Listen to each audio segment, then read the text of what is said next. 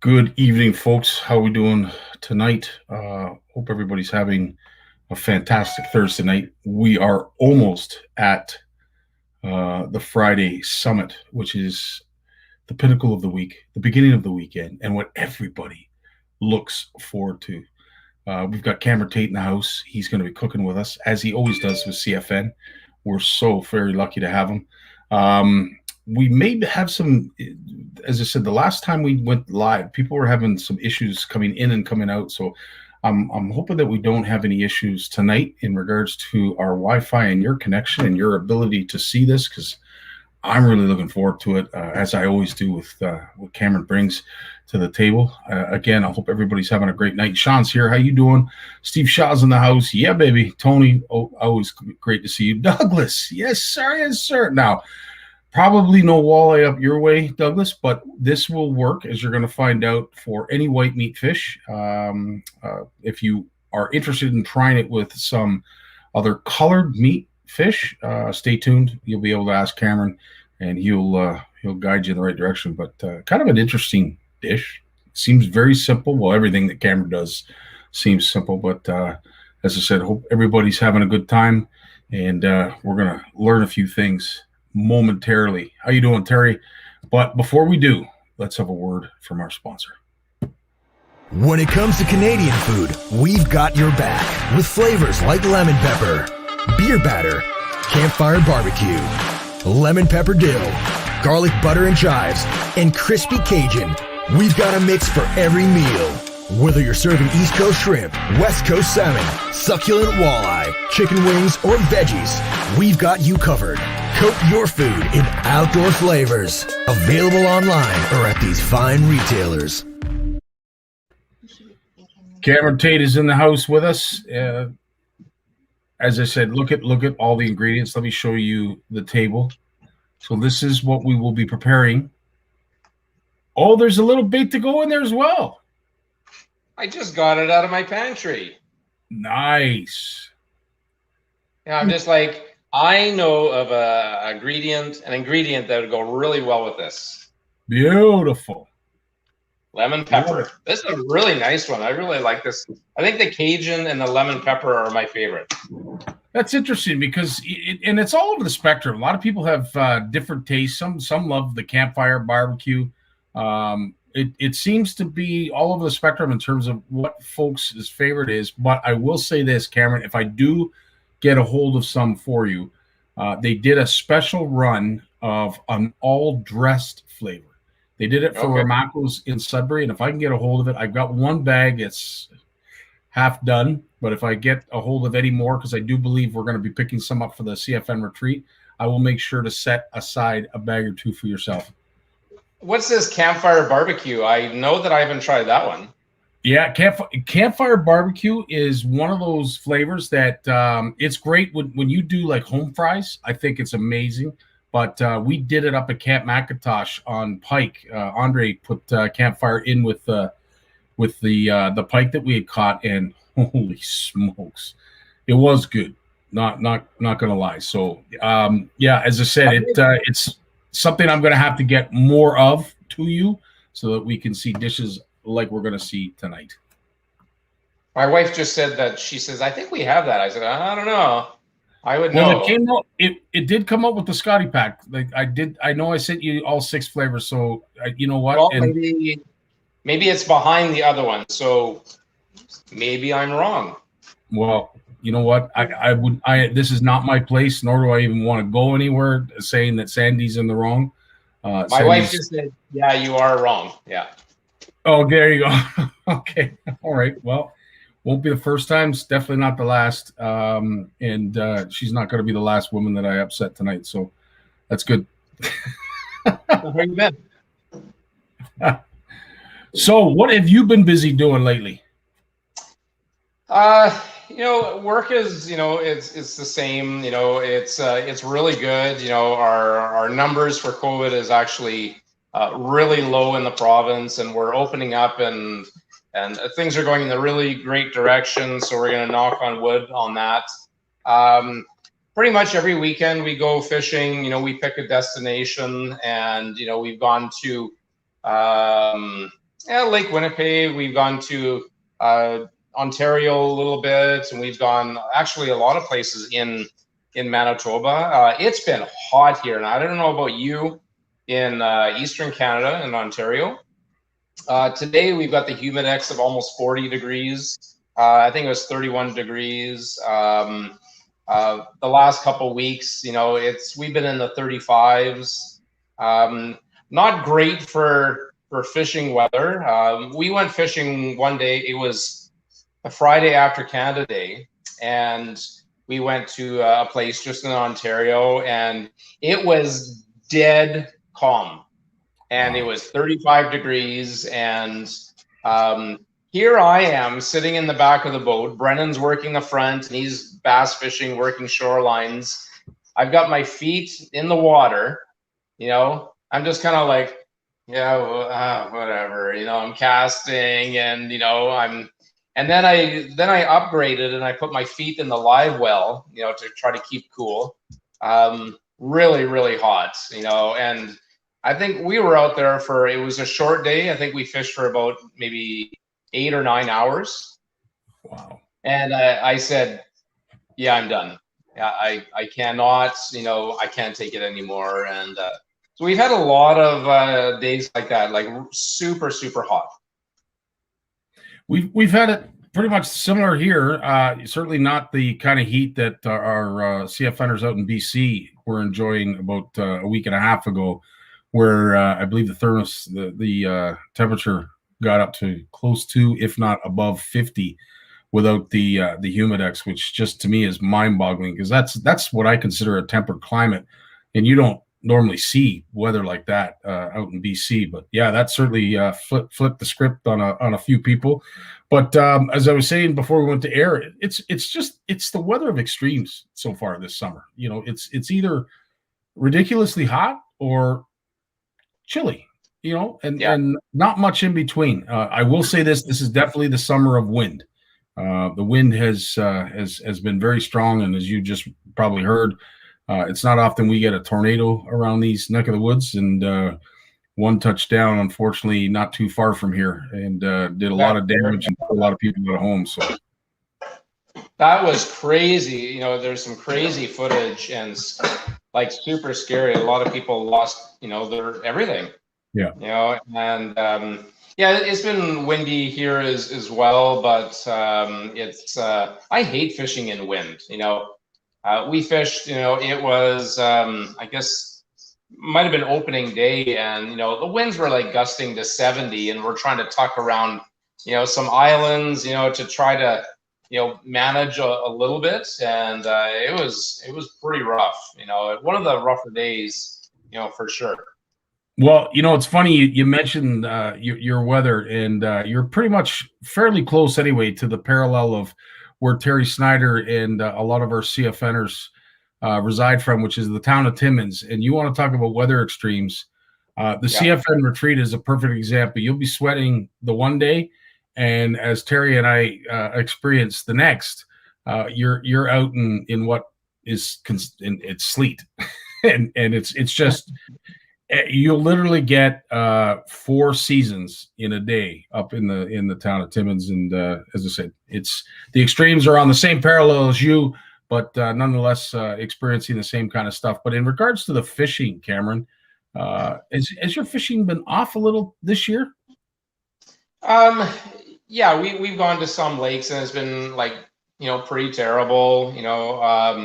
We've gone, actually, last Sunday, my daughter came in with her boyfriend from just outside of Winnipeg, and they wanted to go fishing. And 4 people in the boat, and there's just not a lot of casting, which is great. With that, people are going to get impaled. And so I said, well, we'll go to Lake Winnipeg. We'll go to some good spots that we've had in the past, and especially in the springtime. And I said, no promises. It's going to be a high of 35 today, last Sunday. And I said, we'll try and we'll see what happens. And we were on the water around just before 8. A very short ride that we went out to our first spot. And the walleye, they were just they were taking the minnow and they were just sort of going like this, and you didn't know what was biting it. It felt sometimes like tulabi or goldeye, how you're jigging and then they bite it on the way up. Yeah. And so we caught a few, and then we moved to another spot. So I said to my son, you pick the next spot. He marked some fish, and we anchored spot locked for 5 hours, and we just jigged and did really well Nice. in 16 feet of water. And the water temperature was 73 degrees. The wind was probably 40. We had some really good chop, if you could say that. And we actually did really well. And the bite changed throughout the day as it got windier. And they were really just thunking it, later on. And it's funny, we were catching, average maybe, 20, 22-inch walleye, and absolutely all those, they go back. We didn't even keep our limit for the 4 of us. We just kept some from them, a couple for us, in which we have actually right here. And for me, that's the best size, really. If you go I go like this, that's roughly like 17 inches, so in that range. And they're not spawning, they don't have eggs, but those are sort of the breeders, so yeah, they go back. So what's your pattern? Give us some of your go-tos, how-tos, things that you might not want to share on social media, but you are anyway. Patterns and presentations for targeting walleye on Lake Winnipeg. Okay, so usually when we start off, we just start, just jigging minnow. A really good size, minnow that I got, just unsalted. Like a 3/8 jig is usually my go-to. And we always try different colors. My son had a chartreuse with a little bit of a blue on it and a pink. And then, I had, this color, and my daughter had this color. I had pink. And so we always try to have, different colors to see what they're biting on. The bite was super light. And then we thought, okay, let's see if we can, catch them on a swim bait, so, 4 or 5-inch swim bait, just fire it out, let it hit the bottom, and just rip jig it off the bottom. And sometimes they smash it. I didn't get one fish on that, so then you go back to jigging. But I was telling my daughter that my wife and we went out fishing, and I said, you can always learn from someone, no matter if they have any kind of experience or not. Doesn't matter. If they're catching fish, watch what they're doing.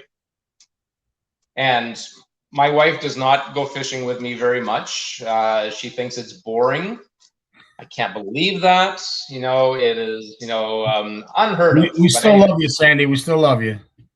Yeah, she's laughing. So we went up, and she had this like bang, bang, bang lift fish. And I'm like, here I am, just sort of gentle, touch the bottom, bring it up. And I'm watching her, and it's like they wanted like something super aggressive, stir up the silt, pound it on the bottom, bring it up, and bang. And so it's funny how someone maybe that doesn't have any experience at all, it could be a dead stick, it could be a quiver, it could be a lift and drop, it could be a smash on the bottom. So, and I find sometimes throughout the day, the bite can change, and sometimes they don't want that anymore. Sometimes they want just sort of like, a bump and lift. We try everything. We try, like jigging wraps. We try swim baits. We try rattle baits, blade baits. I was fishing with a guy maybe about a month ago, and we were catching a lot of walleye, and it's just jigging minnow. So I put on a swim bait and, fire it out. And I'm trying different things and fan casting to see where the fish are. I wasn't catching the cookie cutter fish of what he was catching, but for me, it gets a little bit boring, and you got to say, well, what else do they want? And, it's not necessarily the color at that point. It's like what presentation is really turning them on. I got onto like a blade bait bite. Same thing. You fire it right out there, let it hit the bottom, and just give it a rip, and it goes, like this, and then down. And it's really cool when they hit that because they really crush it. Is there a bait that you've used recently that kind of surprised you how good it was? Obviously, the blade bait is one that I like to use in the fall when they're a little bit deeper sometimes. But in terms of, like, for instance, I've been using the drop shot this year. Like, there's no tomorrow, and I am just absolutely amazed at how successful that is for targeting walleye. I guess people have this misconception that it's strictly for bass and primarily smallmouth bass. Works very well for them, but I'll tell you, this year especially, that drop shot presentation has really worked well for the walleye. But is there a presentation or bait that you've used recently that it was like, wow, I never thought it'd do that good? Sometimes I'll use like it's like a Freedom spoon, and it's called a Freedom Minnow. And sometimes I'll use like the 3.5 inch, and it's sort of like, it's all silver, and it's got crazy action on it. And if you've got, like a fire line and then a mono tied onto that, and you rip it, it sort of has this sort of like slingshot kind of effect, and it's very erratic. And that's a really cool bait. I use it in the wintertime as well. It's big. It's not like a tiny little spoon like this that you're kind of like playing. It's a very, very aggressive tactic. And even like shad wraps and puppet minnows like that, and really just ripping the heck out of them is really cool when they hit that. You never know what they're going to eat.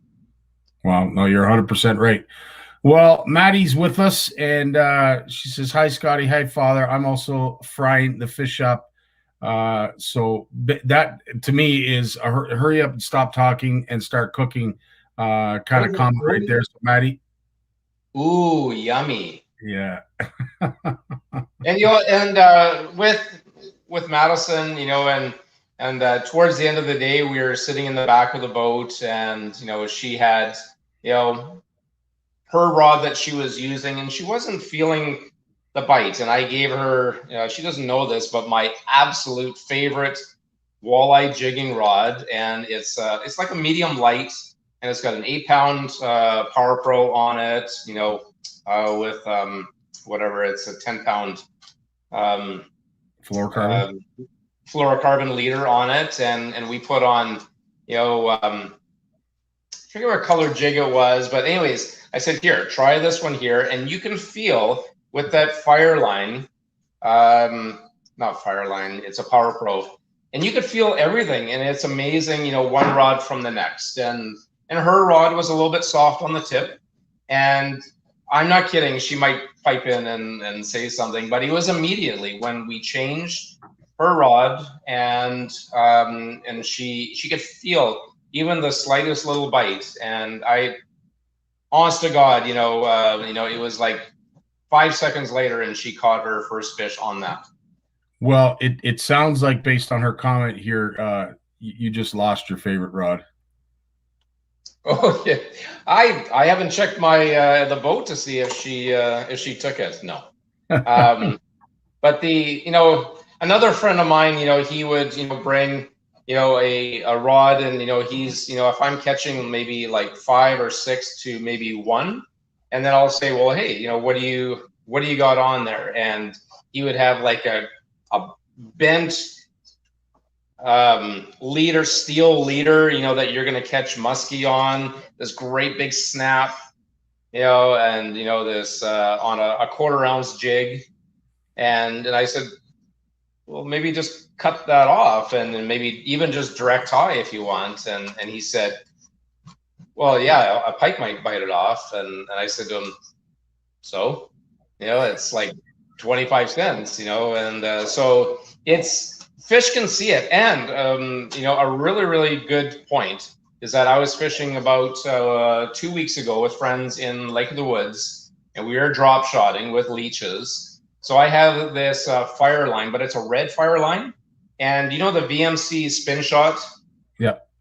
And so I direct tied with my red line, and then I had my fluorocarbon leader, my 10-pound, with my pencil weight, and everything was perfect.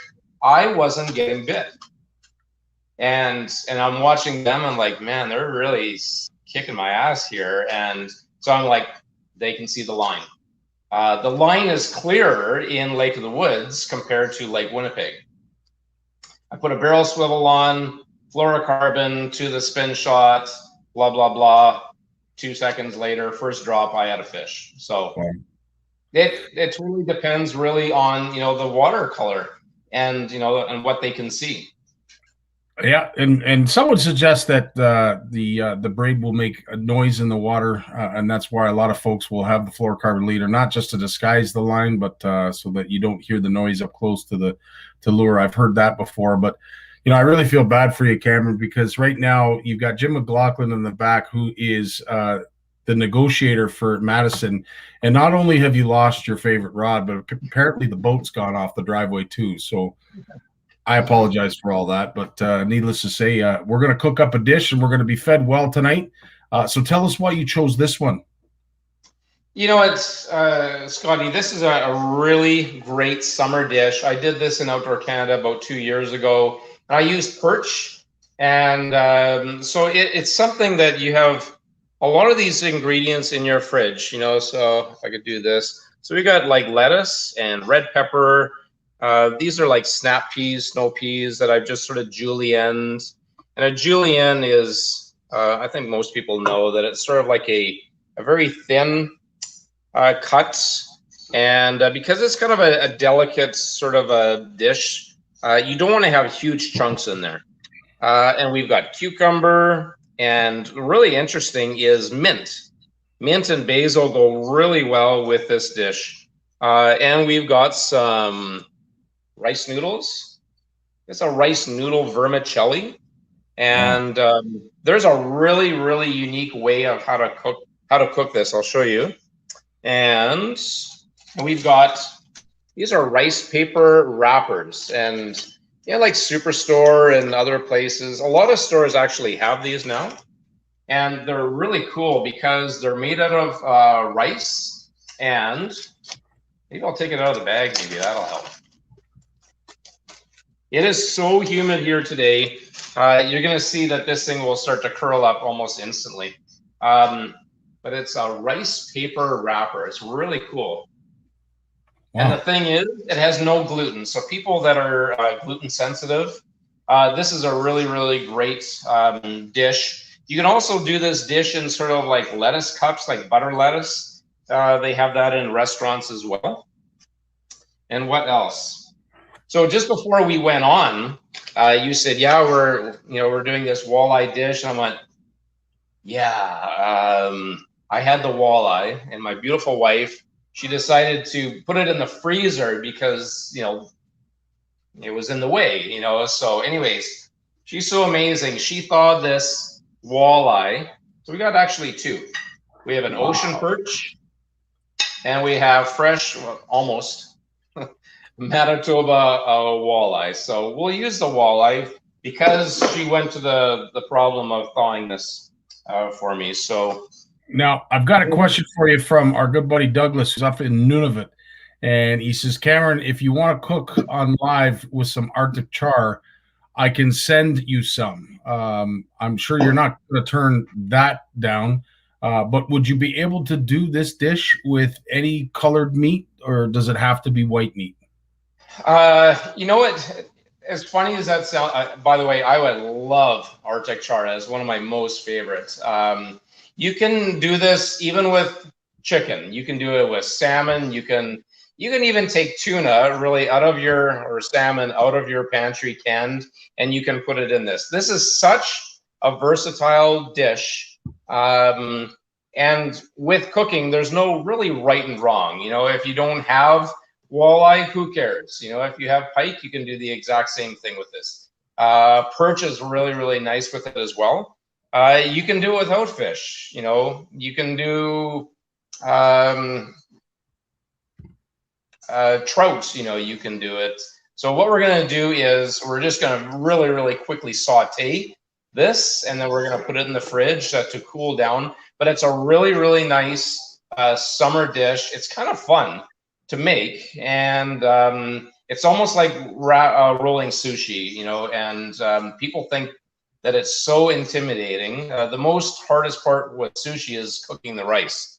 But with this noodle, this rice noodle vermicelli, it is the easiest noodle you'll ever cook. And not that garbage on TikTok or Pinterest, you know, that you put your penne noodles in a casserole, and, you know, with noodles and cream cheese, and you bake it in the oven. I hope I didn't offend anyone. I think that's kind of gross. That's hilarious.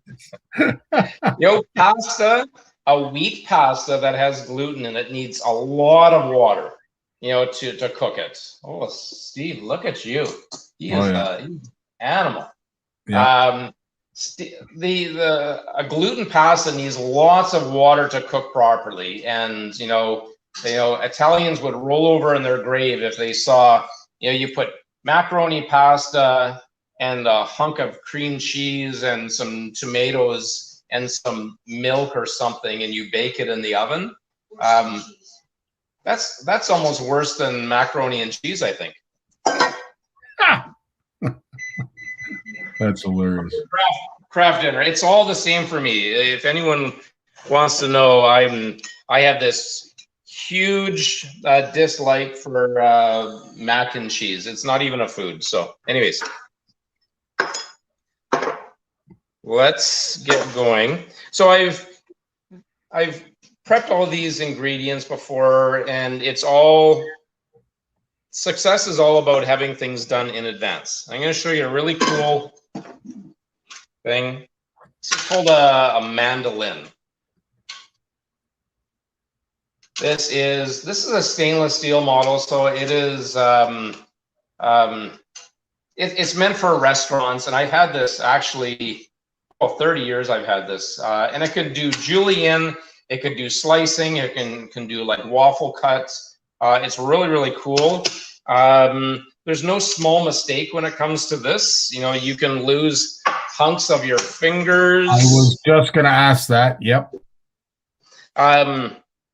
But there's all different kinds of models, you know, and you can do these cucumbers on them, no problem. So all you want to do is set this depth, you know, and keep your fingers back. And some of them have guards on them, but they're very cumbersome. We'll just try this one. I've seen some pretty bad injuries. That's pretty good. I was just gonna say, yeah, I can imagine. And so you can do carrots on here, no problem. The whole thing is just keeping all of your digits in your skin away from that blade.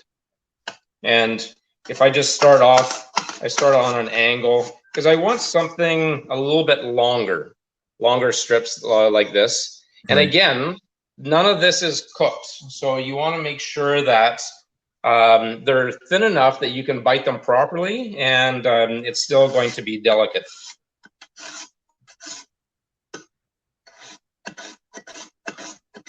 And yes, I have cut myself, you know, on this in machines like it. It's not pretty. It's not like a knife cut. It's almost like a tear. Mm-hmm. And you're using this as opposed to, say, a blender, because I would think, and not that I'm a culinary expert by any means, but a blender of some sort of chopper would be the way to go to arrive at what it is that you have there on the cutting board. You mean like a slap chop? Anything that because to me it seems a little bit safer than perhaps maybe what you're doing.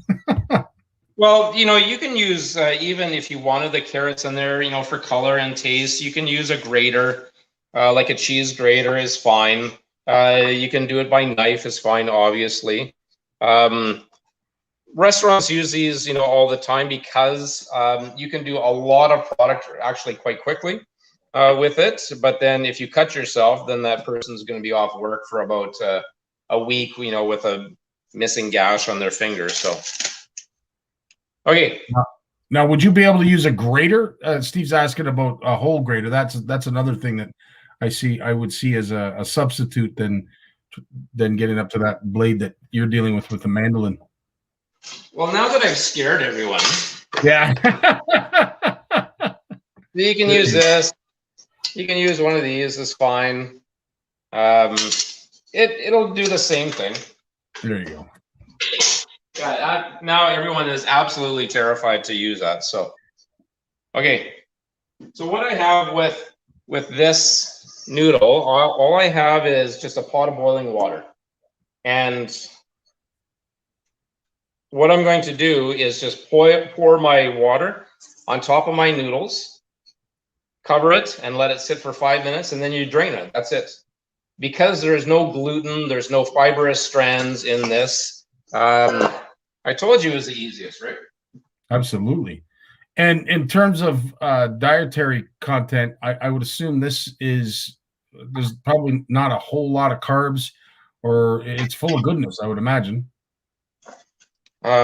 Great question. Is there any carbs in this? There probably would be a few, a little bit, but very, very little. Wow. Okay, so we're going to set my mental clock for 5 minutes for that one. And so what we're going to do is we're going to take this fish, and because it is actually just a small little roll, we want to have the right size pieces. So you don't want to have pieces that are like this big, that are huge chunks, so you want, it could be the size of your thumb, it could be thin strips, it could be anything, really, it doesn't matter. Oh, look at that. It's like perfectly thawed. Wow. Well done, Sandy. It was almost like we planned it that way. And I got home last week and I said, well, I was cooking supper and gonna cook a roast and stuff like that for my daughter and her boyfriend, Austin. And I said, well, to my son, you're on cleaning fish. So I think Austin helped as well, and so they did a really good job. Nice.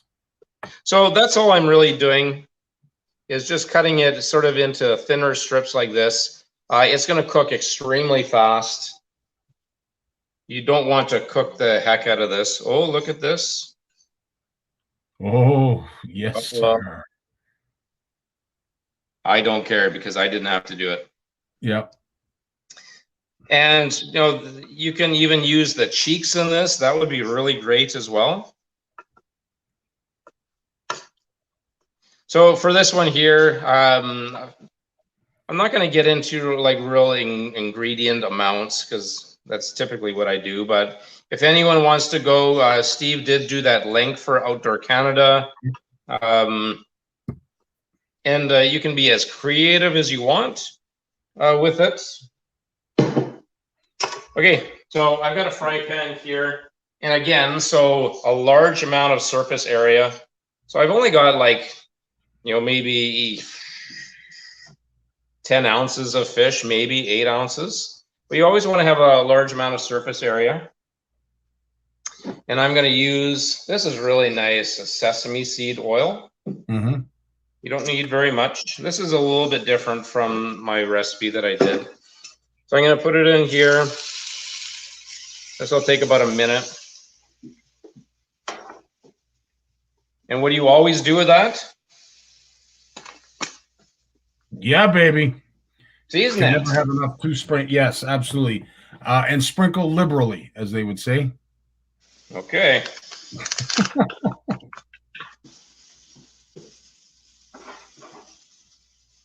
What time is dinner at the Tait's house, Sean? It looks like it's going to be in about 15 minutes. And sounds like you already have a co-pilot that's going to take you there. So I wish you guys well, safe travels. Or perhaps maybe even Barry and Sally. I know they're back. I'm just kidding, but they probably drove not too far from the Tait's house and would probably They literally drove right by me.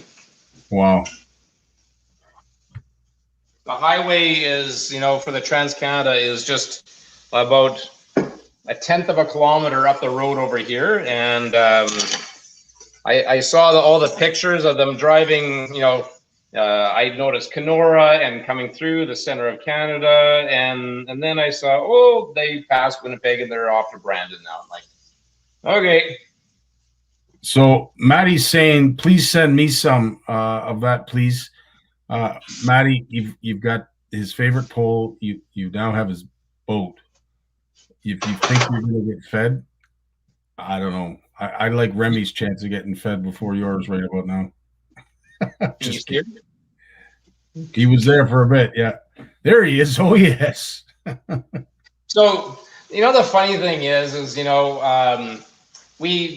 I had the roast in the oven last Sunday, and she's going to laugh about this. Here, it's ready. So that smells great with that lemon pepper. I love that. I can only imagine. So we had some samosas that I made, and I had some, some walleye that I chopped up. I just sauteed it in garlic, and I put some white wine in there, and I put some of this hot antipasto like chili in there, and I had some whipping cream, and I poured that in, and I'm like, oh, there's some like Ritz crackers and some panko, and I put it sprinkled in the pan. And I did it under the broiler, so it has like a nice brown gratinée thing. And I brought it out, and Sandy scooped it up and gave it to everyone. You know what she said? She goes, oh, it's missing something. I'm like, you little brat, as she's like this, like, oh, it's missing something. I'm like, I don't think so. I think you're enjoying it pretty good. Maybe it's missing a second helping. I don't know. Okay, so we've got it's just cooked. You don't want to overcook it really, so we're gonna put it into the fridge. That smells great. So Cameron, roughly in that sesame seed oil, how long did you cook that roughly? 2 minutes? 3 minutes? Yeah, maybe. Yeah, I'd say 2 minutes, I would say. Okay. So really, you don't want to brown it. You don't want to deep fry it, because everything in the dish is like really kind of delicate, with like the lettuce and the peas and the cucumber. And if you had like a really heavy deep fried fish, it wouldn't really go that well.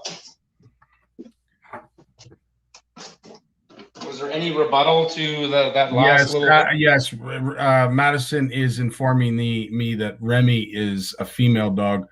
And you never know these days. So Madison, my sincerest apologies. Remy, please forgive me. I'll try and be better next time. And she's always hungry. It doesn't matter if you could have just given her a whole cow and she's still hungry. Yeah, and probably looks like you do, and never gains weight. And I don't want to talk about it anymore, because literally I'm looking at this rice and I've gained 1.5 pounds. Okay, so that's been 5 minutes. So what I'm going to do is I'll just take it over to the sink. I'll just show you on here. But it's a really, really fine noodle. You see that okay? Yeah. It's not gluey. There's no starch in the water. And this makes a really great salad as well. And even if you have any of these ingredients left over after, you can take all of them, chop it up, and add a little bit of like rice wine vinegar, a little salt and pepper, and you've got yourself a nice salad. So it's very versatile, actually. Wow, it's cooking made easy with Cameron Tait. It's literally that simple. I think the hardest thing we've seen tonight is how to get the sex of the dog right, and perhaps evading the odd sharp blade on the mandolin. Okay, so really, so you've got your noodles. I'll dry this in a second, pull it out. So you have all your different kinds of ingredients. So again, you're just sort of making almost like a spring roll, but with all uncooked vegetables. A spring roll, you would saute onions and garlic and ginger, bean sprouts. You can put bamboo shoots in it and stuff like that. Tofu you can add in there. But this is all 100% raw, and that's what makes it really unique and refreshing. Interesting. So I'm gonna move this here. I'm gonna show you. I'm gonna show everyone a trick on how to make this. 1 second. I need another bowl. So, if you guys are thinking like I am, like there has not been anything added in this dish that would go against any diet that anybody's on. If you're vegan, perhaps maybe the fish, it'll be your choice whether you want to add it. But there's a lot of colorful vegetables in here. So I would say, obviously, it is the taste of the summer.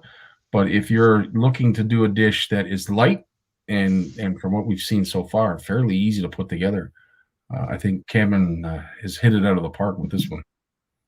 Okay, so turn it like this. The rice paper itself, it'll stick to almost everything. How are we? Let's do it a little bit more. There. So once you soak it in here, this is going to go really quick. Oh, my cameraman is adjusting here.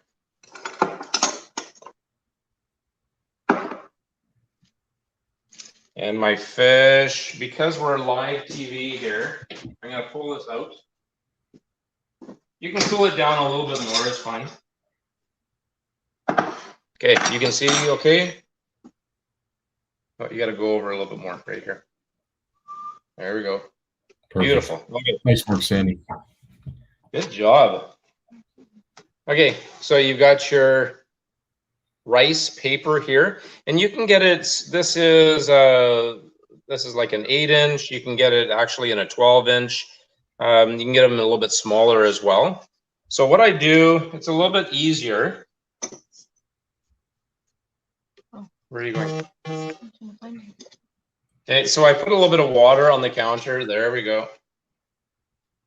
So all I'm going to do now is I'll put it right here.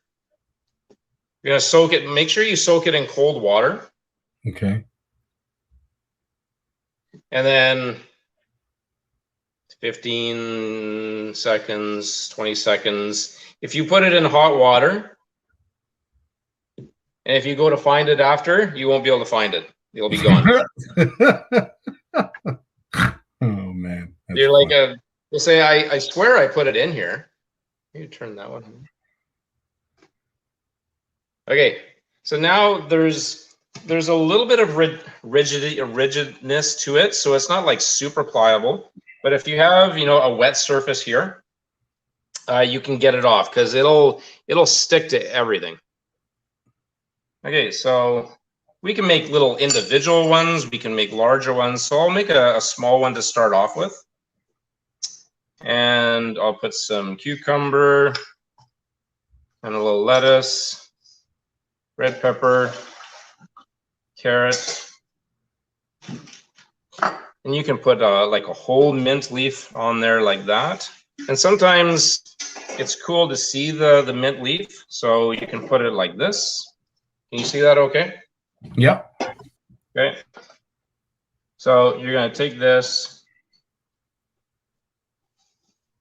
and so you kind of tuck it, nice and tight, and then you take this side. Move it over. You see it's already starting to dry and stick there. Yeah. Take this one and roll it over. Some people are going to be really good at rolling this. They've had a lot of experience at rolling things. I was just going to say, what are we talking about? Wow. Okay. That's how easy that is, and wow. So I'll show you how to make, and you can put seasoning on the inside, so you can have this. It's a hoisin sauce. You can have that on the inside. I'll show you how to do that. But essentially, you can have this, like a 2-bite. You can have it a little bit more. I'll put that over there. Okay, we'll do another one. And this one, I'll do a double one. Yeah, I agree with you, Terry. It looks delicious, and now I'm gonna take a step forward. Are you gonna brown what you've wrapped? Like, are you going to put it in a frying pan and brown the outside, or what's your plan? This is ready to go. Oh, that's really right now. oh. Yeah. So if you try to brown this, if you try to brown it, it'll dissolve on you. It'll explode. Rice noodles are much different from a wonton wrapper or a spring roll wrapper. They have the ability to absorb heat. These do not. Okay. Okay, so I put one down here, and then you can put another one to overlap it. You can put it, so it's wide like that. But I'll just overlap it. It's almost like 1.5 times. Here, we can make this one a little bit bigger. And I put it down here. And you want to make sure that you're not too greedy in filling this, because you always have to make sure that you can wrap it. And this is really, really nice because, other than just quickly sauteing the fish, there's no cooking really involved with it. Okay, so we can even take, where's that other sauce I had? Good call, Steve. Yeah, absolutely. This is definitely a go-to if you're looking to eat light and some good stuff for you. Oh, I love that sriracha that mayo. That's good stuff. Okay, so let's put that on there. Put that on top, and you do have to work quickly, and that's where you have to have everything sort of in its place, all your mise en place, like I say before. So this one here, we can do like a really good double wrap.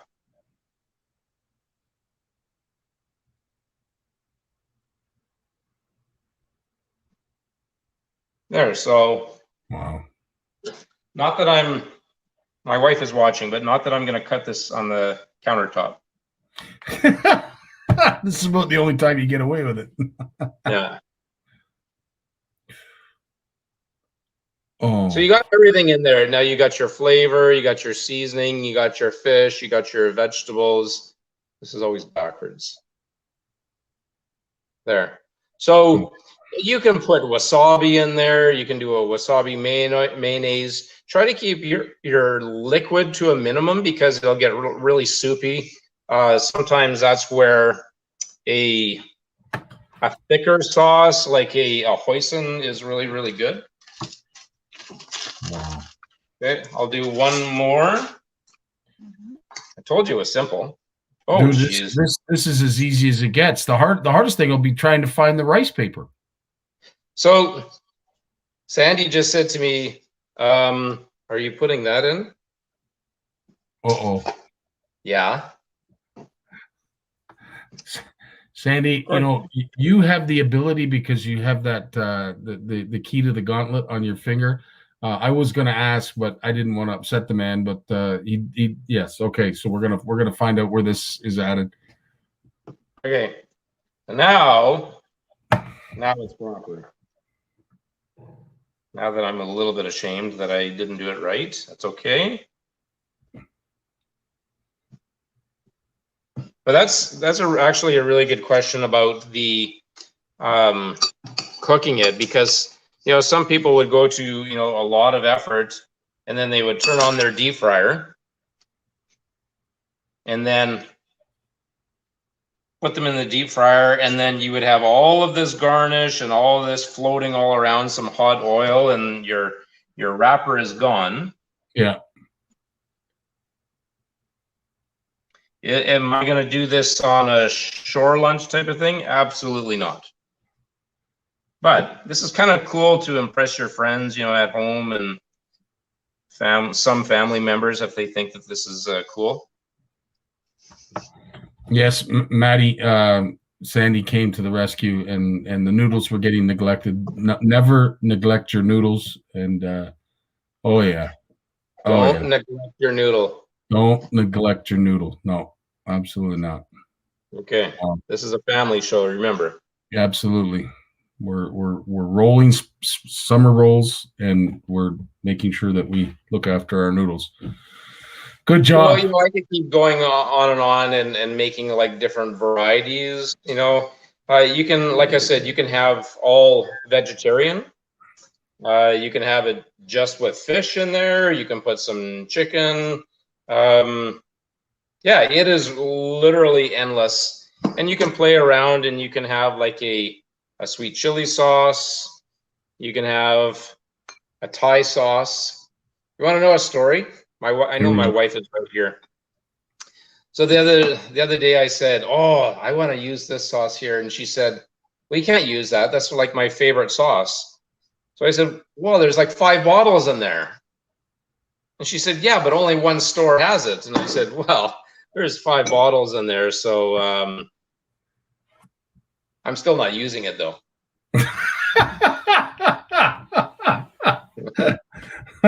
Okay, this is a real. If you haven't tried a hoisin sauce, it is sort of like a rich, earthy teriyaki. You can buy like an oyster sauce.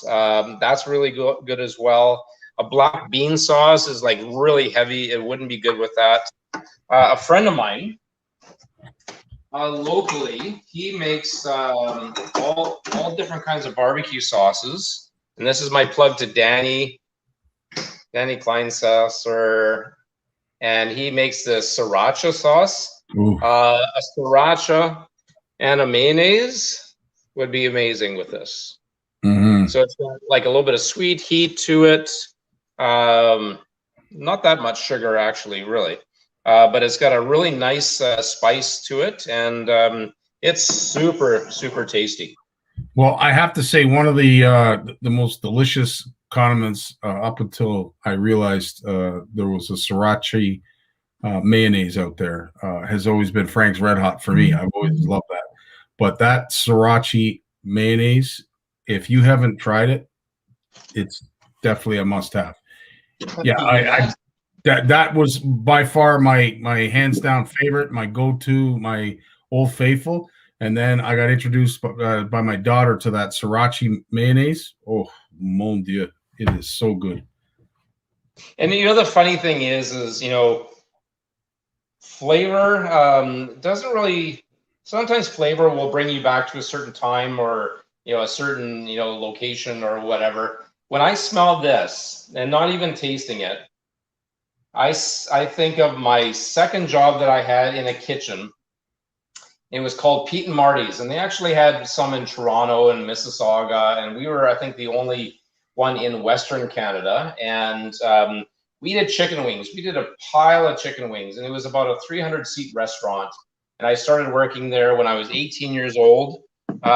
Biggest crash course on how to survive in a very busy kitchen. And but anyways, Frank's Red Hot sauce. When I smell it, I think of when I was in that restaurant. And that was 34 years ago. So I can't even believe that's not even possible. Wow.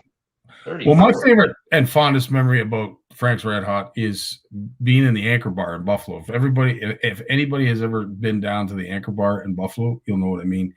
That is one of their components to a lot of their sauces, and that brings back a lot of memories. But yes, Steve, absolutely. We put that stuff on everything. It is absolutely fantastic stuff. And a great condiment, no matter if you're using bake to go or anything else for that matter. But that Sriracha mayo that Cameron showed earlier, finger looking good. So what's the time? That's just an hour, eh? That's pretty good. So here we are. We have a Lake Winnipeg Walleye Vietnamese salad roll. There's all different kinds of names for it, but that's one that I like to call it. Super healthy, kind of fun to make, and really, really tasty. You can make it as spicy as you want. Where is this one? So I purposely didn't use this little devil here. It is a Thai chili. Yeah. And if you touch this on anything on your body after you cut it, it's not pleasant. So, and and really only like one slice on this, per roll is really, really hot for this guy. Yeah, I used to absolutely. More spicy food, but I don't know. It's I like all the hot sauces, but like really, really hot Thai chilies like that, they're deadly. They are, and I usually try to make sure that if I am eating them, I'm not too far from home. Wink, wink, nudge, nudge. Say no more. Cameron, listen, dude. Yet another incredible dish. You hit it out of the park for our community, and I would say a resounding. I can't wait to do that. Is the favorite comment for tonight? But absolutely, there it is. That is your Vietnamese walleye summer rolls. And a really interesting concoction that is very simple and to me looks very good for you. So if you're looking for something light, it is the summer months. We've talked about the heat. You're not looking to have like a heavy meal. This might be a great option for you. And not only if you don't have any fresh walleye, you could probably substitute it with some tuna flake or chicken or what have you. But definitely there's a lot of options here that are not only good, but good for you. So, but Cameron, even on the West Coast, they have amazing spot prawns. They have, you have scallops. A spot prawn. We went salmon fishing a couple of years ago in the spring, and we were pulling out spot prawn traps, and we were just breaking off the heads, shelling them, and eating the tails, raw. Same thing with it's sashimi, and people eat it all the time. Same thing with scallops and salmon. You could put, absolutely, you can even saute shrimp. Let it cool, and then put it in here, and it would be fantastic. Beautiful. Well, here's to you. I know Remy's probably hungry. I know Sandy's worked up a hunger as well. Sandy, to all your efforts behind the camera, we can't thank you enough. And Maddie, I'm pretty sure has just been pulled over and receiving her third or fourth ticket. Sorry, trying to get to the house to try and dig in, but to the entire Tait family. If a 4-cylinder Hyundai can pull a 19-foot Alumacraft, it might. I don't even know if she has a hitch on there. Does she have a hitch? Yeah. Oh, she does have a hitch. So it would be the one going like this, down the highway. So that's awesome. Right on. Well, until we do this again, and hopefully it's sooner than later, we thank you as always, for all of your efforts, and we look forward to seeing you again, and we wish you a continued success when it comes to your open water season, and we look forward to all of your posts, your pics, your videos. Keep them coming, my brother.